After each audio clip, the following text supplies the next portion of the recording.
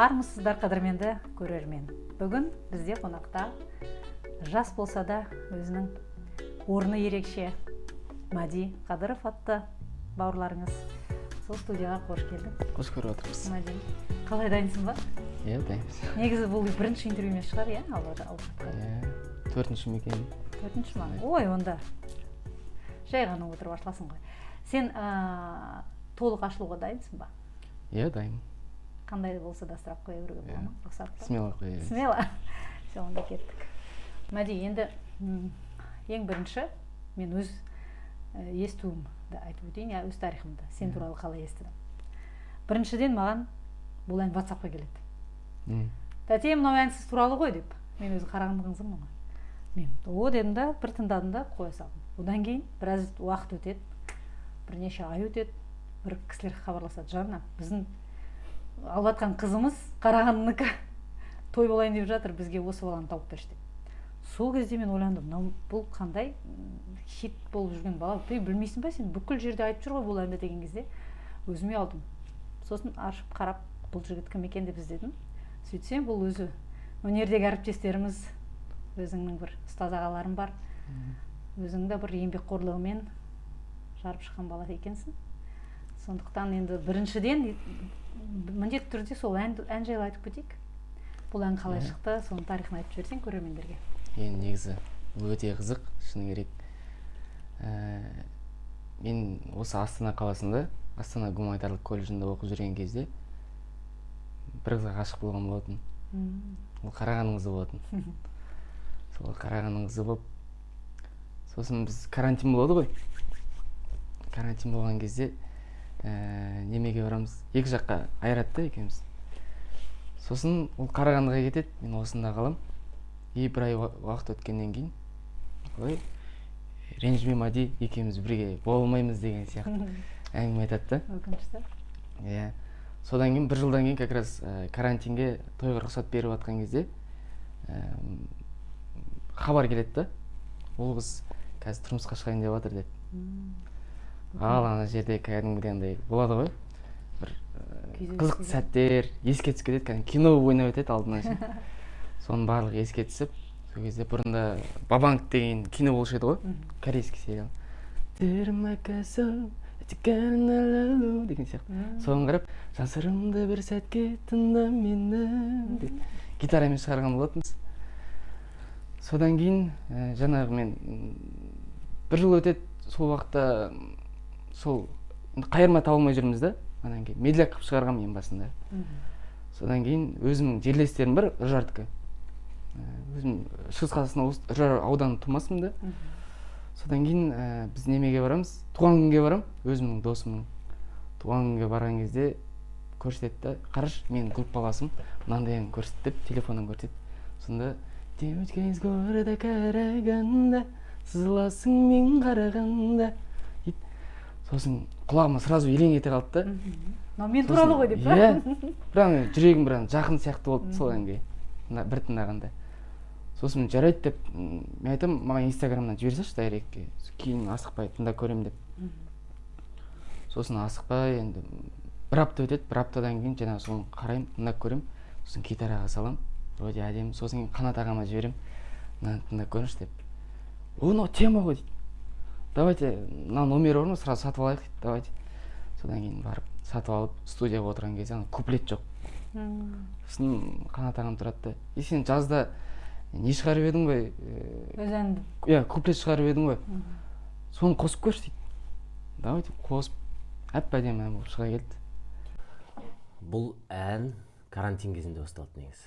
Карантин кезінде мен Мади қасымда музыкант болып жұмыс істеп жүрді, аппаратта отырып. Бір жыл ма, 2 жылдай. Сосын мен бір күн ән жазып көрсеші өзіңе дедім де. Енді бұлай банкеттерге неге барсаң жаңағы жақсы қабылдап жатады, үлкен ағалар өнерін бағалап жатады. Соны байқадым да бір ән жазып көрейікші деп жаңағы бастағам. Соны карантин кезінде Мадиға өзің ән шығарып көрсеші, гитарамен ойнайсың ғой деп. Сол кезде өзі бір француз кино көріп отырып, аңылдап отырып бір куплетін жазған. Бірақ оның сөзі басқа болды. бір сөзін жаздық, бірақ анандай медленный стильде болды да, бір лирика жазайық па деп ойладық. кайырма таппай жүрдүк. Карантин бітеді, жаз басталады, тойлар басталады қайтып. Сосын сентябрьдің кезінде Мади маған мынандай бір ән бар деп көрсетті. Туған күнде отырып қарағандылық досым Мұхтар Улғасбаев деген қайырмасын жазып қойыпты. Бір девушка из города Караганда, сызыласы мен қарағанда, по-любому будешь моей деген орысша сөздер бар да. Ана әнін сразу көрдім де, аккордтар ұнап қалды. Үйіне баланың телефонын бер маған. Телефонын алып, Мұхтарға әніңді сатасың ба? Иә, сатам. Ән келісіп, бір бағаға келісіп алып, сатып алып, ал енді әнге куплет іздейміз. Ары ойланамыз келмейді, бұл ойланамыз келмейді, студияға кіріп аламыз. Сосын есіме сарт ете түсті. Карантин кезінде бір ән жазып едім ғой. Соны айтшы деп. Сол карантин кезде ана куплетті айтады да Мади. Ал енді мына қайырманы қос деймін да, екеуі қоссақ екеуі әп-әдемі ән болып шыға келді. Содан аранжировкасына кірісе кеттік. Ал енді сөзі дұрыс болу керек, ертең халықтан ниет болмасын, дұрыс сөз болсын, ертең мағыналы сөз болсын, өзінің жасына сай келетін сөз болсын деп Саят Әменовті іздеймін. Басында Рамазанды іздегенмін, Рамазан Амантайды. Ол жерде Турцияда бір жерде кино түсіріп жатады. Сосын Саят Әменовпен өзім бауырым осы жақта жүргеннен кейін шақырып, оның өзін бір ай күтемін. Бір айдай тұрып келіп, мынандай осындай өлең бар, девушка из города Караганда деген сөзін ғана қалдырды. Қалғаны бір мағына әкеп берші. Ғашықтық сезім, өзінің қызға деген сырттай ғашық болғанын. Саят отырып 1,5 сағатта екен бір шашлық жеп отырып жазып тастаймыз сөзін. Содан осындай бір әдемі ән болып шыға келді. Одан аранжировкасын жаздық ұзақ. Өз уақыты сол кезде карантиннен бастап санасақ почти 1 жыл болып қойыпты уақыты.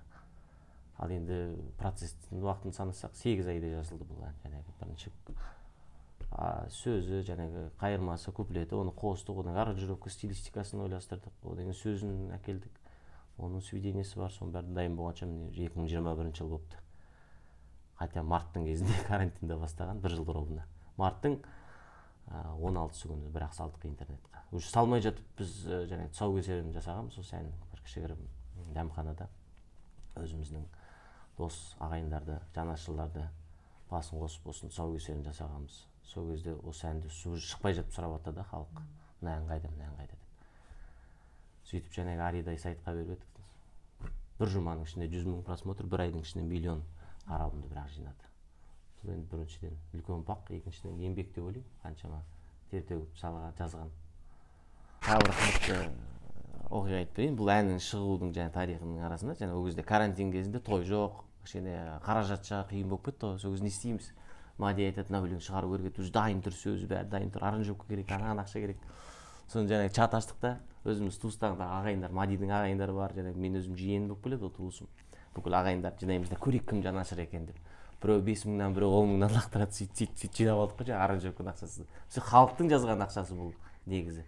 Бір ағамыз ғана берді, 100 000 теңге, бизнесмен ағамыз. Қалған бәрі 5 000 теңгеден бергенде жаңағы 300-400 000 теңге жиналып осындай хит туған халықтың арқасында. Енді мен бір интервьюді тыңдаған кезде саған жан-жақтан қыздар жазып, осы біздің өңірге, біздің қалағамызға арнап ән шығарасың ба деп сұрақ қойған екен, болды ма ондай? Иә, болды. Сол кезде енді ешкімді ренжітпейік деп, екінші ән бар ғой, Милая моя деген. Сөйтіп ешкімді бөліп жармайық. Кейін Астана, Семейге шығарсаң басқа регионда ренжиді, басқа облыста ренжуі мүмкін. Барлығына жазып шығу мүмкін емес дейсің ғой. Мүмкін емес. Содан кейін ешкімді ренжітпейік деп, жаңағы әні өзімнің ағам, жаңағы Қарағанды аранжировкасын жазған Берік Солтанбеков деген ағам бар. Милая моя әннің сол кісі. Ал сөзін Торғайлы ақын Саят Әбенов. Қарағанды әнін жазған. Тамаша. Бірінші рет сен үлкен сахнаға шыққан сәттерін есінде шығар. Өзіміз оны интернеттен көріп, мен таңғалып жатырмын. Бала кезінен үлкен сахнаға шығып, гитарамен ән айтып, Айқын қасында тұрып. Сол сәт есіңде ма? Сол кезде сенде қандай сезім пайда болды? Әрине, кішкене ол кезде қобалжу болған. Былай болдым. Павлодар қаласында мен медреседе оқыған болатынмын. Сол кезде 8-ші сыныпта Мақсат Ахметжанов деген бір ағам бар. Ол кісі мен школда жүремін ғой, гитарамен өлең айтып жүремін. Сосын ол кісі ең басында байқай бастады мен. Мына баланың бір нәрсе шығатын сияқты деп. Сол кезде ең алғаш тойға ертіп жүрді. Сол кезде как раз Алтын мен деген әні бар еді ғой. Соны постоянно ыңылдап айта беретін де. Жақын арада Айқынның концерті болады дейді. Сосын дайындал дейді. Давайте. Содан кейін бардым да гитарамен күнде дайындалдым. Басы енді айқын ағайды көру болды да. Мақсат көрсем болды. Ал бірге ән айтып көрсем деп армандадың ба? Сол жерде мысалы бала кезінде. Армандадым әрине. Баланың арманы тез орындалатын сияқты. Сол жерде айқын өзі саған микрофон ұстап тұрып айтып жатсың ғой. Тамаша. Тамаша. Ал негізі осы арман туралы айта кетейік. Сахнаға шығу арманы қай кезде пайда болды? Негізі өнерге құштарлығыңды қай кезден, қай жасынан сездің? Мен негізі бала кезімнен біздің үйде мама папам да кезінде семейде культпросветті бітірген ғой. Өнер адамдар. Барлық инструментті ойнайды. Домбыра дейсіз бе, баян дейсіз бе, гитарада да үйдегі отбасымызбен сондаймыз да. Сонда ең алғаш өзім кішкентай кезімнен бұзық болатын өте қатты. Сонда медресеге жібереді. Медресеге барған кезде школаларда ән айтамын ғой. Ән айтқан кезде армандайтын, білейін, үлкен сахнаға шықсам ғой, халықтың алдына шықсам ғой. Бала кезінде андай болатын да, халықтың қошеметі бір кәдімгідей арқаны қоздырып, андай шабыттандырып, сондай болады ғой.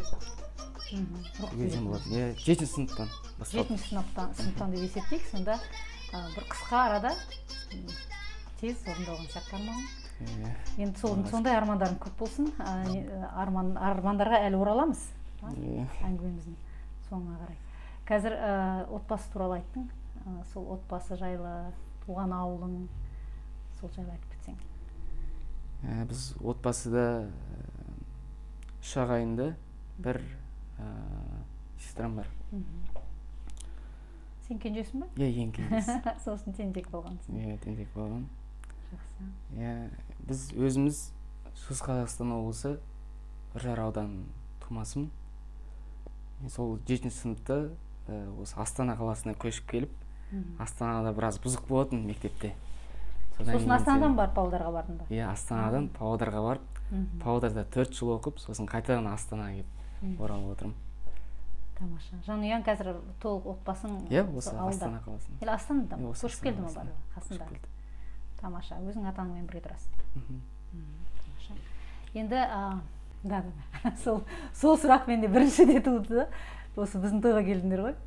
Сол кезде тамақ ішіп жаттық қой, гримеркада. Сендер кіріп келгенде айтып жаттың ғой. 7-ші ма, 8-ші ма той білмеймін деп. Сен сөйтедің ғой маған. Сол кезде менде туған бір сұрақ. Мәди, осы әнді сен өте жиі орындайсың. Әрбір сахнада біздің тіпті үлкен орталарда, тойларда бір емес бірнеше рет сұрайтын шығар. Сонда сен есептеп көрдің ба? Бір аптада сен неше рет орындайсың бұл әнді? Бір аптада жоқ деген кезде бір 15 рет орындайды жаным. Көбінесе тойға барған кезде тағы да айтшы дейтін ағалар болады да. 1 рет, 3 рет. Ал енді сол 15 рет айтасың. Бұл әннің шыққанына қанша уақыт болды? Шыққанына жарты жылдан асты. 7 ай ма екен? 8 ай. 7 айда сонда есептеп көрсең жалпы неше рет айттың? Мен мыңнан есімде жоқ. Асқан шығар. Бұл мен 1040 рет орындап беретін шығарсың бізге. Қарсы емессің ба? Қарсы емес.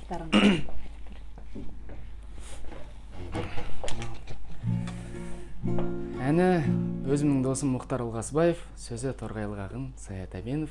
Девочка из города Караганда. Қабыл алыңыздар.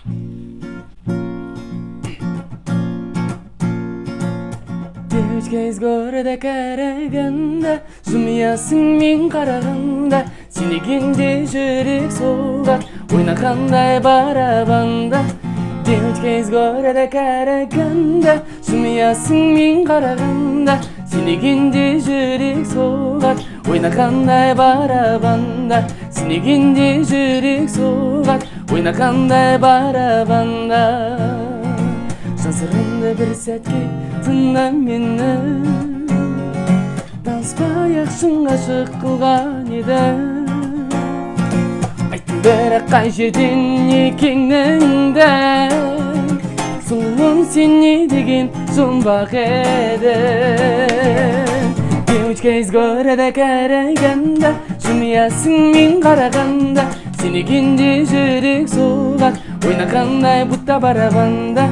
Демчкеніз көреді қарағанда, жымиясың мен қарағанда, сенегенде жүрек соғар, ойнағандай барабанда, сұрық тұрдым көзбен ғана, менде басқа шара бар ма? Бәрекелді. Керемет, әне. Ән деген кезде кәдімгідей шынымен де арқан қозып күшті көтеріледі екенсің. Керемет, тамаша. Өнердің қасиеті ғой. Сахна деген өзі бір наркотик. Сахнаға шықпай қалсаң, біраз өнер адамдар ауырып қалады. Мади, енді жеке өмірің туралы көп сұрайтын шығар. Мен бұл сұраққа үңілмей қояйын. Бұл өзіңнің жеке өмірің. Сондықтан болашаққа көз тартсақ, болашақ жарыңды өзің елестетіп көрдің ба? Қандай қасиеттері болу керек деп ойлайсың? Болашақ жарымның шыны керек енді өнер адамның болашақ жары үйде отыру керек деп ойлаймын. Қарапайым ауылдың қызын алуы мүмкін. Ауылдың қыздарына алтын сырға құлақтарына дейсің ғой. Тек блогер қызды алмаймын әйтеуір өмірімдегі. Жақсы емес па, қасында жүріп түсіріп жүреді постоянно, ренжімейді, үйде жыламайды. Сен кеткен кезде жоқ, олай емес па? Бірақ енді блогер қызбен жүріп көрдім өмірімде енді. Сөздің ашығы, бірақ енді мінездер айтқан кезде қиындау өте ауыр. Жақсы, сол бір болашақ жарыңның жақсы ауылда қарапайым дедің, иә, үйде отыру керек. Бірақ өзің адами қандай қасиеттерді қалар едің? Бір үш қасиетті айтып жіберсең. Қалай айтсам екен сізге? Ойланып көрмедің ба әлі? Енді сондай бір ойландыратындай сұрақ қойғым келеді да. Өзіңе ертең керек болады-ау деген сұрақ бар. Блогер емес, точно, білесің. Блогер емес. Иә. Енді ауылдың қарапайым қызы дейсің да, үйде отырсын дейсің. Сонда сен бүйтіп келген кезде ол сені күтіп, шаршап, сен жарқырап жүрген жерде келесің де, сол кезде келген кезде сенің айырмашылық саған етпей ма? Ертең әсер етпей ма? Сен басқа жақта жарып, әдемі ортада жүріп, үйге келген кезде олай болмаса. Мен ойлаймын әйтеуір, өнер адамның болашақ жары өнер адам болмау керек деп. Себебі ол да сен бірге шыққысы келеді, өткісі келеді. Айтқан кезде ол да вниманиені қатты жақсы көреді деген сияқты. Біз енді ауылдың қарапайым баласымыз ғой. Үйдегі, тем более үйдегі мамаларым, ата-аналарым да біраз жасқа келіп қалды. Сол кісілерді қарайтын демекші. Кенже болғаннан кейін, тұратындай қыз болу керек қой. Иә, сондай болу керек. Ата-анасының бабын табатындай қыз болу керек. Сол да қасиетке жатады ғой. Жақсы, тамаша. Ал енді өзіңе келсек, жаңа айтып жатсың, сахнаның адамы болса, өнердің адамы болса, ол да қатты жаңа вниманиені жақсы көреді. Өзің сондайсың ғой, енді өнерде жүргеннен кейін жаңағы сахнаға құлшынып тұрасың. Мен сенен жақсы емес, енді өз жақсы жағын барлығын өзіңде білесің, өзіңді мақтамай қой. Өзіңнің жағымсыз бір жақтарың бар ма? Осы сондай бір қасиеттерім бар, осыны жоюға тырысамын деген сияқты. Сондай. Осыны жоюға. Үш қасиет болса айтып жібер. Үш қасиетім мен тоже андай бір өзімдікін біреудің айтқанына көне салу деген жоқ та. Бәрібір де өзімдікін істеу керек болып тұрады ше, сондай бір. Бір жағынан ол жақсы ғой. Бір жағынан жақсы шығар, енді біраз қатты ашу үстінде біраз қатты айтып қоятыным бар да. Сол бір жаман қасиетім бар. Оны немен жинай аласың? Сабырлықпен? Сабырлықпен, әрине. Сабыр сақтауға тырысасың ғой. Сонда да кішкене сол жағым жеңсем жақсы болушы еді. Тағы? Ұйқы ма? Сол ұйқы ғой, негізі. Көп ұйықтаймын. Кішкене еріншектік болады да. Бір андай ұйқы қанбаса, жұмысқа деген андай не болмай, талпыныс болмай. Ол үшін не істеу керек деп ойлайсың? Негізі өнер адамы, жалпы кез келген адам жоқ дегенде 7-8 сағат ұйықтау керек. Сол уақытында ұйықтау керек қой, сол режимді бұзып алып отырмыз. Режим, енді өнер адамы, мысалы, басқа бір жұлдыздарды алайық, олар кәдімгі есептейді. Той, концерт, жан-жақта жолда жүрсе де, сол режимді бұзбайды. Мысалы, сен 10-да жатсаң, онда жатпайсың, енді жан-жақта 2-де жаттың ба, сағат 10-ға дейін ұйықтау керексің. И соған тайм-менеджмент дейді ғой, жалпы график солай қойып алу керексің. Қанат ағаның құлағын алтын сырға. Таңертең интервью қоймау керек, если бассейн болса оның алдында, иә. Сол, жарайды, жақсы, сонымен қысқарта салайық. Сенің ағаларыңнан, достарынан біраз ақпарат жинадық. өзіңді танитын, жақсы араласатын. Сол адамдардың өзінің жайлы бір лебіздері бар екен, соны тамашалап көрейік. Ассалаумағалейкум баршаларыңызға, Павлодар қаласынан жалын сәлем. Бірінші қасиеті, Мәди өте иманды жігіт. Неге десеңіздер, қаламызда медреседе оқыған азамат. Екінші қасиеті? Және бізде Мәди өте талантты. Ол біздің осы Павлодар қаласының музыкалық колледжінде оқыған өте дарынды бала. Және үшінші бір жақсы қасиеті, ол сөзінде тұратын, уәде берсе уәдесін орындайтын нағыз азамат. Үш қасиеті, біріншіден жаңағы үлкенді сыйлау, құрметтеуі, екінші жаңағы алға қарай талаптануы, үшінші адамгершілік бар. Ал қадірменді көрермендер, мен Павлодар қаласынан, есімім Нұрқуат Садғазин, Мәдидің өнердегі ағасымын. Енді Мәди жайлы айтатын болсақ, Мәди өте талантты, дарынды жігіт деп мен өзім жақсы білемін. Себебі ол бір емес, көптеген музыкалық аспаптарда өте керемет, тез жеңіл алып кететін жігіт. Сондықтан да ол біріншіден жаңағы «Девочка из города Караганда» деген әннің хит боп шығуы, Мәдидің өзінің ерекше тембр дауысының арқасында, музыкаға деген, әнге деген өзінің бала кезінен бері қызығушылығының арқасында деп ойлаймын. Тек қана Қазақстан емес, сонымен қатар міне СНГ-да барлық көршілес мемлекеттер тыңдап жатыр. Онымен біз тек қана мақтанамыз. Ал сәттілік, Мәди, тек қана күшті әндер шыға берсін. Осы ән шықпай тұрып, Мәди ұлдарыңыз бізге гитарамен WhatsApp-тан нұсқасын жіберген, өзінің ойнап, аға, осындай ән жазып жатырмын деп. Содан дос жараңның, ағайын туысқанның мүмкін тілеуі шығар. Осы ән әр қазақтың аузында, әр қазақтың жүрегінде орын тауып, нағыз хит әнге айналды. Әлі де талай хит әндердің орындаушысы болады деп сенеміз. Және де Мәдидің жанында жүрген Қанат ағасына көп алғыс айтқымыз келеді. Осылай Мәдиді алға бастап, үлкен сахналарға жетелей беріңіз. Мәди, өзіңе ыстық Павлодар қаласынан жалынды сәлем. Сол ағаларының, достарының айтқаны сол рас па? Өзің қалай ойлайсың? Негізі рас. Шыны керек. Көп рахмет. Сол Мақсат ағаларыма, Нұрқуат ағаларыма. Ең алғаш өнерде айтқан кезде шабыт беріп, сені осындай шығады деген. Сенім артып, иә? Сенім артып отқан ағалардың бірі ғой. Алла риза болсын екен, көп рахмет сіздерге. Жалпы өзі сондай адамның жұлдыз болуына, өсуіне, дамуына, ұстаздар керек дейді. Сені өзіңнің өмірдегі ұстаздарым, ағаларым көп дейсің, өз медреседе оқыдың, әрі қарай колледжде оқыдың, кейін Астанаға келіп Қанат ағамен жүрсің. Негізі өзіңнің бір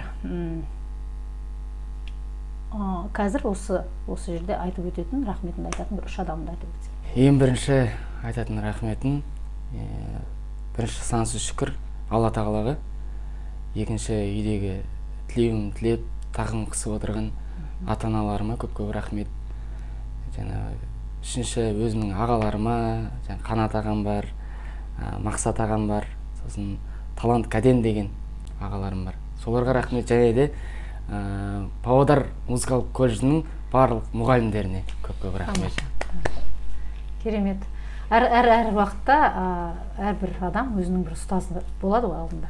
Сол ұстазға деген алғысын, өзінің бір мейірімділігін әрі қарай әрқашанда көрсете білу керек. Айтады ғой, шәкірт дайын болған кезде ұстаз келеді. Әлі өмірде талай ұстаздарым болады. Әрқашанда сен сол ұстаздардан ең жақсы қасиеттерін алып, әрі қарай өсуге әрқашан талпынудан шаршама.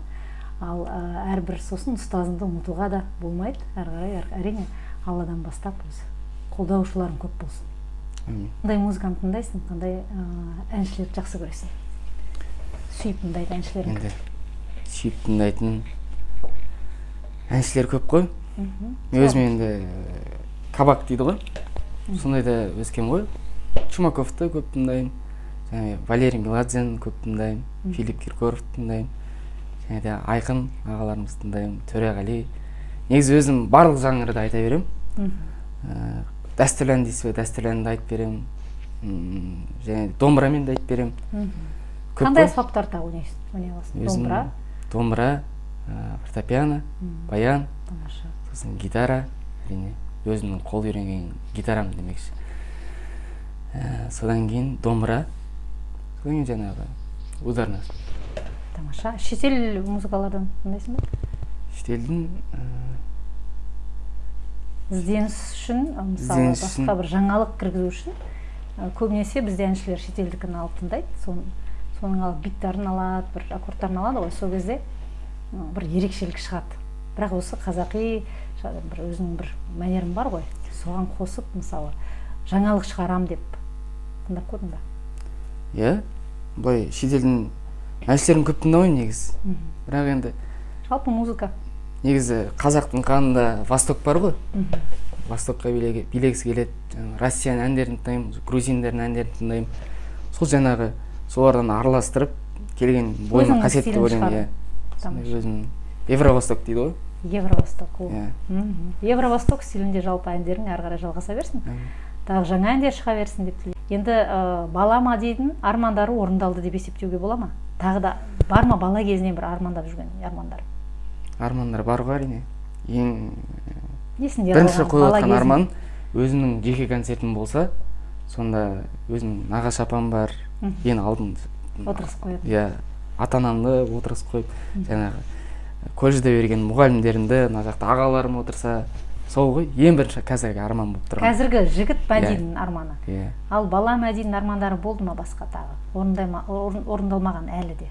Бір бала кезінде әйтеуір әнімді просто халық тыңдаса екен деген сондай неде болдым да. Қазір уже басқандай арман. Өзімнің жақындарымды алдып отырғызып қойсам, өзім жеке концертін берсем деген. Енді Алла қаласа ол Үлкен 1-2 жылдың ішінде сахнада. орындалып қалуы мүмкін. Әрі қарай не істейсің? Әрі қарай басқа армандарың бар ма? Ары қарай әрине тек әнді тек Қазақстан емес, барлық ТМД елдері болсын, әлем тыңдаса екен деген арманым бар. Орындалсын, әмин. Енді былай көрейік. Сен қазір жалпы енді жақын арадағы 5 жыл болсын, 10 жыл болсын, өзіңді елестете аласың, иә? Солай ғой. Отбасы құрасың, отбасыңды құрасың, ары қарай шетелдерге жан-жаққа жүресің, Алла қаласа. Енді одан басқа енді былай көрейік. Сен қазір көзіңді жұм. Қазір нешедесің? Қазір 19-да. 19-да. 19-ға 50-ді қос, 69-да. 69 жасар Мәди аға көз алдында. Соны елестетіп көрді. Ол кім? Өзі қол аяғымыз дірілдеп қалай болады екен. 69-да, не знаю, Газмановты көрсең әлі секіріп сальто жасап жүр ғой, нешеде? 70-ке келіп қалды. Өзі пенсионер боламыз ғой енді. Пенсионер. Осы қазақтың легендаларының бірі боламыз деп ойлаймын. Легенда, иә? Легенда. Бірақ жаңа қол аяқ дірілдеп демекші, енді қазіргі заманға сай жалпы небір инструменттері бар, жас болып көрінуге. Өзің де бір жап-жас баласың.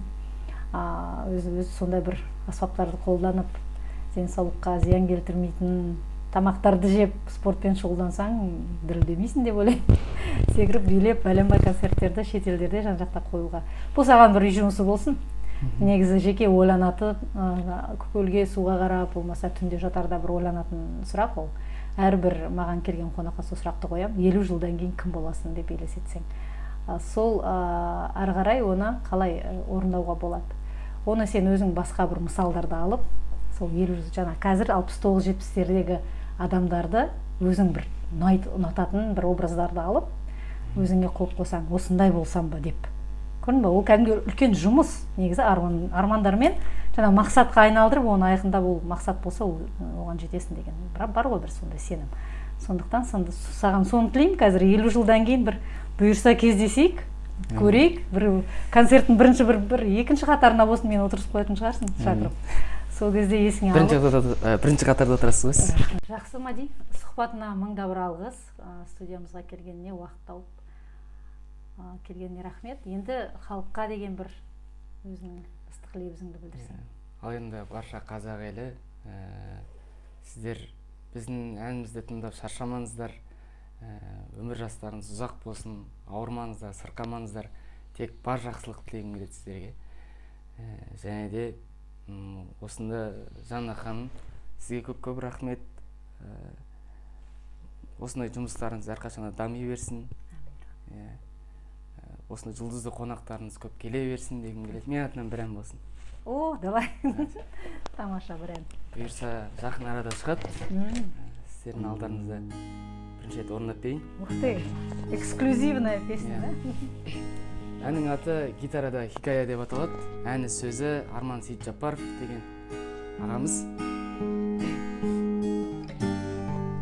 Күн көргенде көркесіне, бір сұлу қыз бүркенеді көрпесің, жаңбыр жауып жер жүзіне, әлдилейді самал желмен еркесің, таптырмайтын табиғаттың қойнауында жатқан асылындай, шеңберіне шариғаттың шықпас, заманауи зұлымдар ұқпас, арнар едім сол аруға ғасырымды. Құралым бар қол үйренген гитара, шақырған шабыт ойда хикаясын бар, болды талай оған қарсы не шара, шаруасыздың күйін кешкен бейшара жанды ойлап жүрген бұқара, халық кірме болсын ойым бейтарап, ертеңгісін көрсе мендік жарық күй табақ, менен өзге үміткерлер ұйқамақ қалып, екеумізді айырмақ болады. Менен өзге үміткерлер ұйқамақ қалып, екеумізді айырмақ болады. Браво, керемет.